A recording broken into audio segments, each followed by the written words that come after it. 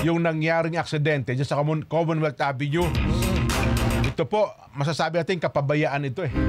2 po ang patay, 16 ang sugatan sa nangyaring karambola ng mga sasakyan dyan po sa Commonwealth Avenue, Quezon City.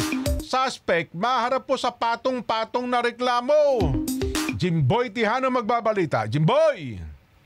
Makikitang normal ang daloy ng trapiko sa bahaging ito ng Commonwealth Avenue northbound lane sa Quezon City. Patungong Fairview pasado alas 6 ng umaga nitong linggo. Maya-maya, biglang sumulpot ng isang umaharaba sa jeep at bigla na lang tumao. Binisinaan mo siya pag ganun-ganon siya eh. Wasak yung kotse oh. Pinanggalan jeep. Oh.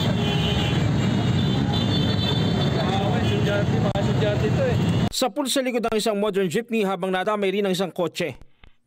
Ayon sa QCPD Sector 5, 3 sasakyan ang sangkot sa karambola. Kabilang na ang jeep na nakadisgrasya, isang kotse at isang modernized jeepney.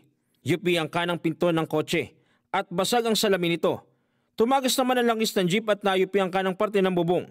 Habang napuruhan din ang likurang parte ng modernized jeep. Meron po tayong 16 na sugatan na ngayon dinala po ng mga ambulansya sa mga ospital at meron po tayong 2 kumpirmadong patay po. Makikita po na mabilis na binabaybay ng isang traditional jeepney yung northbound lane nga po ng Commonwealth Avenue na kung saan makikita na bumangga po siya sa may likurang parte ng isang modernized jeep. Pagka bangga po, nawalan po siya ng control na kung saan makikita doon sa footage na tumaob na nga po siya at tumama doon sa isa pang kotse na kasabayan po nilang binabaybay yung Commonwealth. Bumigat ang daloy ng trapiko sa lugar dahil sa insidente. As part of our SOP, dinala po namin siya ngayon para mag-undergo ng alcoholic breath analyzer test and drug test po. Sinusubukan pa naming hinga ng pahayag ang driver na ayon sa otoridad. Maharap siya sa patong-patong na reklamo.